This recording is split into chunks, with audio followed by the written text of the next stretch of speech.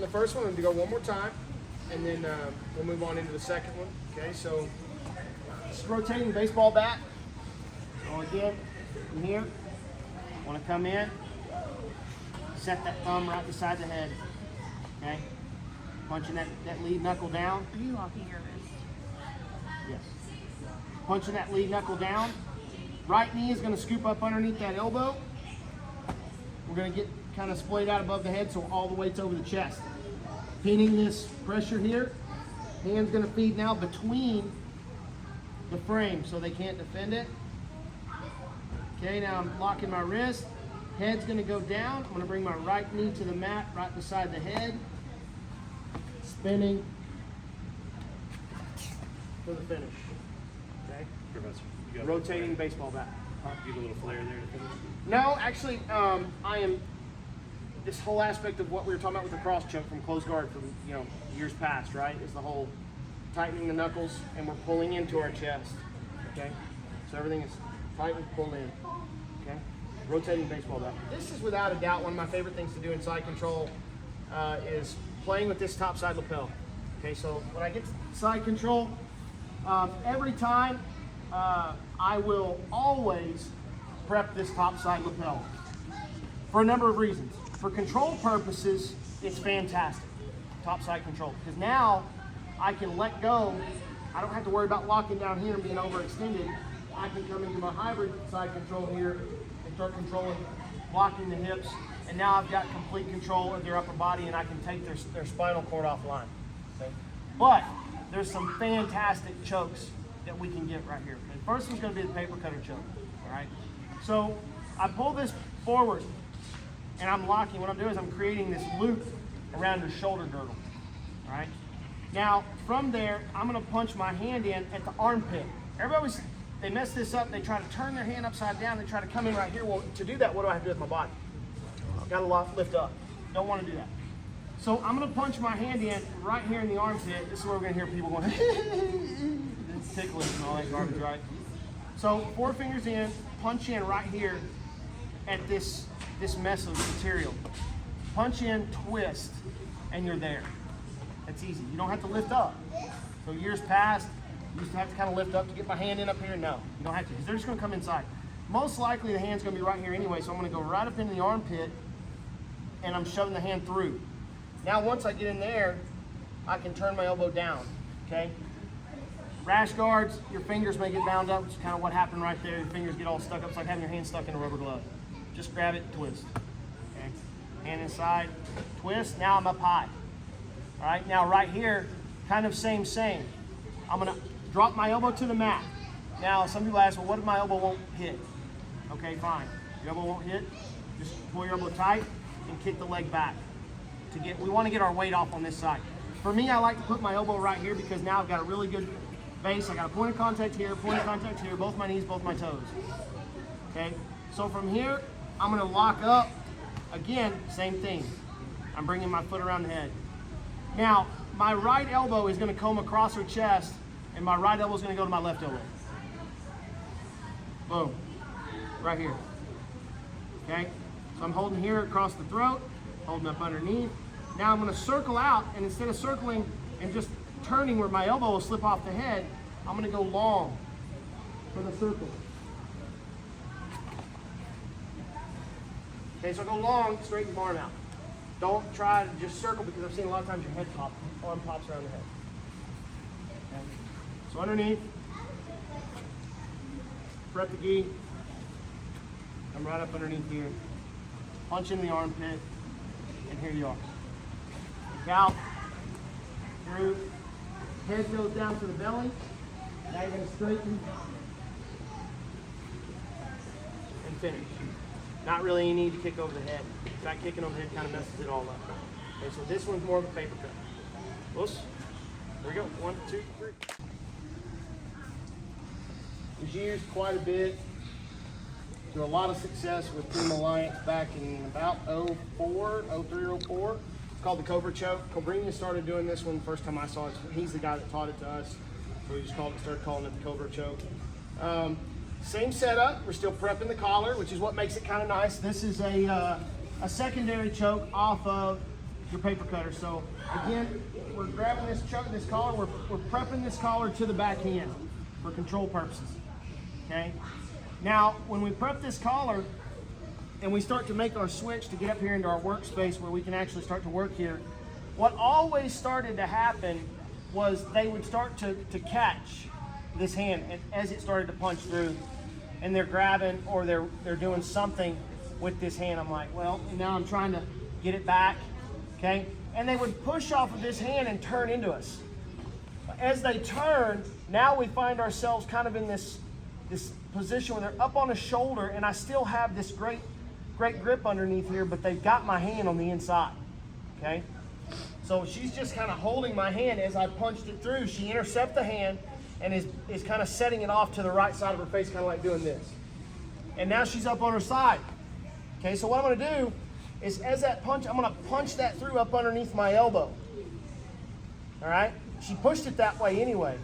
Punching it through up underneath the elbow, my shoulder's laying right in the middle of the chest, and now we're gonna pass this lapel through to this hand underneath, okay? So from here now, we're gonna come on top of the elbow, and we're gonna separate just enough to pull this elbow and put my head back behind it, all right? So once I punch my head behind, now I'm coming inside here, and I'm gonna grab inside the collar, and I'm gonna fit my hand inside that small little space, and I'm just scissor choking again.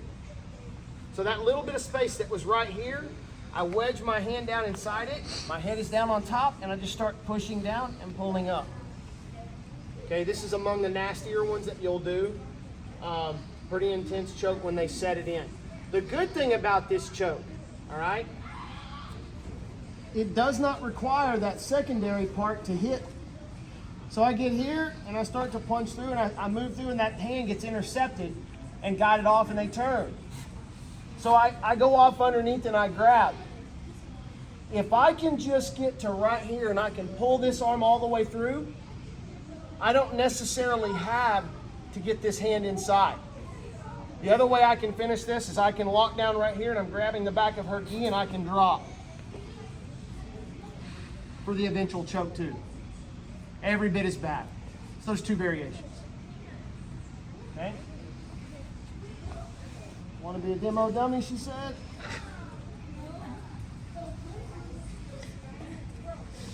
Underneath, I get intercepted and she turns. I feed and punch under my hand and I grab. Wedge my hand inside here and grab this gi. Now I'm going to push through. So I can work it with the elbow not trapped. I prefer to have it trapped, but if I get to here, bad day. I want to set it up for the secondary. So when you get here and you catch, push. A smart guy is going to grab my gi sleeve to where I can't push that elbow down. That's their only option when they get here. And I'm going to be going like this, trying to get it through. Okay, so how do I get it through here? If they grab right here and grab this material, that's their last little line of defense. Okay, coming right up over the top, and I'm going to rock, bang, and start trying to separate that grip. Bang, and separate it, and separate it. Once it gets pushed through, blade edge of the hand comes right in beside the head, and I grab. Now I'm going to drive everything I got down into that little area, that little cavity, and start twisting. Okay? Nasty. Variation 2 on the Cobra Choke. I'm going to come over the top, pinch the elbow, okay? Drop underneath and hold. So we were playing with the collar on this side, fed through, okay? We've tried to come up underneath here, talking about finishing this one. Great opportunity, all right? So let's just say this has not presented itself really effectively well, being able to turn them onto their side. Sometimes people are very cautious about turning into you, all right? Turning into, yeah, it's the prescribed escape, but it can also set off a bunch of things. So a lot of times you'll get the deal where they just want to stay super flat on their back. Or what we were talking about earlier is in terms of this control, they really only have one way to go to escape. And that's going to be to come out this backside, just like this, okay? So what you're keying on is this hand coming up underneath me, up under this side, okay? So we have to have an option here. The cool thing about this is as soon as that hand shoots up underneath, I'm also up underneath, okay?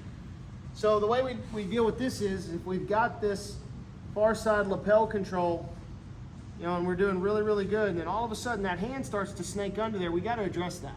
You'll feel it. It goes into your right hip. If you're a side control player, you'll feel it seep into the right hip, and what happens next is kind of like that deep half pendulum, and boom, and out they come on the opposite side. But what I'm going to do to prevent that is I got this control, this hand is going to come to this side of the body, and I'm coming up underneath, and I'm going to lift with that hand that's underneath. Okay, so I'm going to lift to make room, hands coming up underneath, and I'm going to grab the back of her collar. Okay, so now, even if she does try that run out escape, well, now her right shoulder's pinned to the mat. So I've got left side control, and I've got right side control. I can only stay here probably momentarily, so I don't want to be thinking I can just hang out here, but I've got 4 fingers into the back of her collar, palm up, around her right shoulder girdle. So now this hand is going to come back out, and instead of, don't try to come around this way, I was here, she was underneath my throat, I'm going to come back around, and I'm going to pin first, and then I'm just going to grab the collar. I don't even need my thumb yet, just grabbing the collar, the shelf, 4 fingers in the shelf. Okay, now, we're going forward, I'm going to pull up on this back collar, and I'm taking the right hand to the mat. Okay, pulling up, I'm going to rock her that way, I'm going to bring the left hand down. Okay, so again, far side lapel control. She starts to work that hand underneath the back. I'm like, no, we're not going there, lift up, and I grab the back side of that lapel. Loop, reverse loop back around the head, come inside, and you're just gonna go 4 fingers into that nice shelf on the lapel that you had already created that girdle on, okay? Rocking forward, pull up, drop down for the tap. Now, the reason this works so well in terms of this backside is because I did this, pulled this out and set this. If this lapel was still up here, I would not have this same shelf to grab into, nowhere near as tight, okay? So I'm advocating using this far side lapel for a primary form of control. I always have. And my hand is always staged on the hip anyway. So I'm ready to intercept that right hand on the running man escape anyway. So as they come out, this hand's gonna snake off and come right up underneath. I'm gonna lift, okay? Then I'm reverse cutting that head, and then I'm coming right into that grip there. We're gonna rock forward, and we're gonna finish. Close. Where exactly is your right hand grip? It's coming underneath her arm, Okay. like this, And grabbing her collar? and I'm grabbing her collar Okay. this way. Okay, let's get it. 1, 2, 3. Clearly line out the break here between the two. Again, we're still going with this whole shoulder lasso concept, okay? There's a ton of just awesome chokes from this position, okay? So first time I ever saw this one was Jean-Jacques Machado. Hands down, one of the coolest sweeps I think I've ever seen. Because it's literally a one-handed choke. Like, you don't even need the second hand, okay? So we're still pushing this sleeve over, or this collar over here underneath for the shoulder lasso. Now what I'm gonna do here, again, is I'm gonna kick this same leg out. They all kind of start the same way. That's the one good thing about remembering how these work, is they all start the same way. From here now, I'm gonna pull my hand to the point where I've got enough clearance on my elbow to turn my arm as I turn. So what I wanna do is, I'm essentially gonna turn my arm this way. Okay, so I'm gonna rotate shoulder down, and then I'm gonna step over the head. So I'm here, okay, I move my hand to the opposite side. I clear enough where I can turn. Now as I turn, there's my choke, okay? Don't ask me how it works, it's voodoo. It works. Fantastic choke, it's single-handed, and the cool thing about it is everybody dismisses it. Why? There's only one hand. They dismiss the threat of that because it's a one-handed choke. They're thinking his other hand is on the opposite side of my body, and they start trying to initiate their escape sequence. They forget this one, okay? So again, underneath, I'm gonna get just enough of my elbow clear to where I can lay that elbow where it'll turn on the side of his neck. So again, I start to walk myself up high. Hand's gonna come across. Now I'm gonna get that pivot. I'm gonna take my shoulder down to this side. I'm gonna start to walk around. And there's your choke, okay? All right, we'll just call that the Machado Choke off of shoulder lasso. This one is really cool, and this is the one that you might be going, hey, Professor, messed it up. Shoulder lasso Ezekiel. So what we're doing here, we're getting this sleeve right here, okay? What happens is the minute I punch this out, elbow drops to the mat. He's like, you're not doing that. Not gonna let me get that under there. I will fight like hell to keep that from happening, okay? Because the shoulder lasso is pretty nasty. So when I get here, I'm just gonna flip this over the top, and I'm gonna catch it, and I'm gonna basically sling his arm. I'm just putting him in a sling. That's it. Like you got a broken arm, okay? So if you're gonna play the game down, I'm gonna play the game up. So as soon as he drops that elbow down and he's not letting me get up underneath here, odds are they're gonna be kind of T-Rex frames here, and I'm sitting here trying to isolate and get up underneath, and I can't. I'm just gonna shoulder lasso. I'm gonna basically sling lasso him, okay? Sling his arm.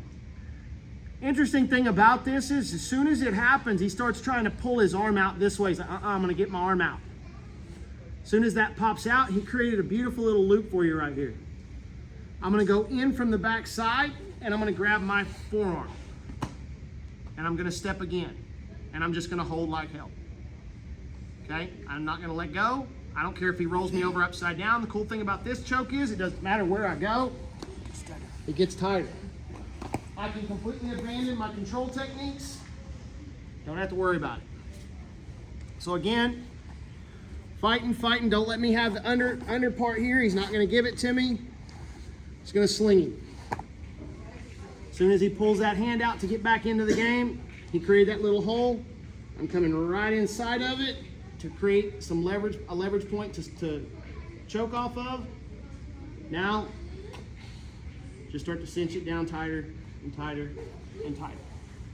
Oops. There we go. 1, 2, 3. So next one we're going to look at is kind of a variation on a loop choke. Pretty quick and pretty simple, but hyper effective. Okay, so again, working from just your standard side control choke, or your standard side control. When we start to set this choke, we're going to basically punch them in the side of the throat, essentially with the hand. So we're going to bring index the knuckles against the face, and then we're going to grab this side of the lapel. Now, thumb in versus thumb out really doesn't matter because we're going to loop the hand around. Okay, so the reason this one works pretty good is a lot of times they're going to be right up underneath your chin, or they're C-clamping in the shoulder. They're starting to look to try to get that hand up underneath and start to make space, okay? So when we get here, we're putting all 4 of the index of the fingers into the side of the neck. 4 fingers in. We're gonna simply loop this around, okay? And then we're gonna drop and we're gonna pull for the choke. All right, it's nice and fast. Now you guys will see that if you're too high up, you lose a lot of the leverage on this choke. So when you come down, try not to be up here around the chin.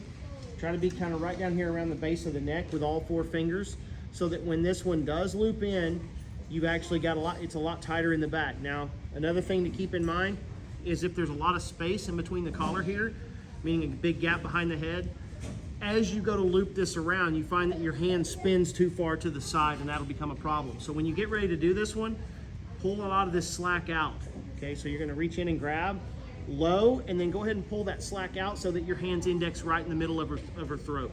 And it's a huge mistake that a lot of people make, is this will have slack in it. They go 4-finger here in the proper space, and then when they come around, they go, well, this isn't hitting right. Okay, it's not tight enough. So as you go in, 4 fingers are gonna go in.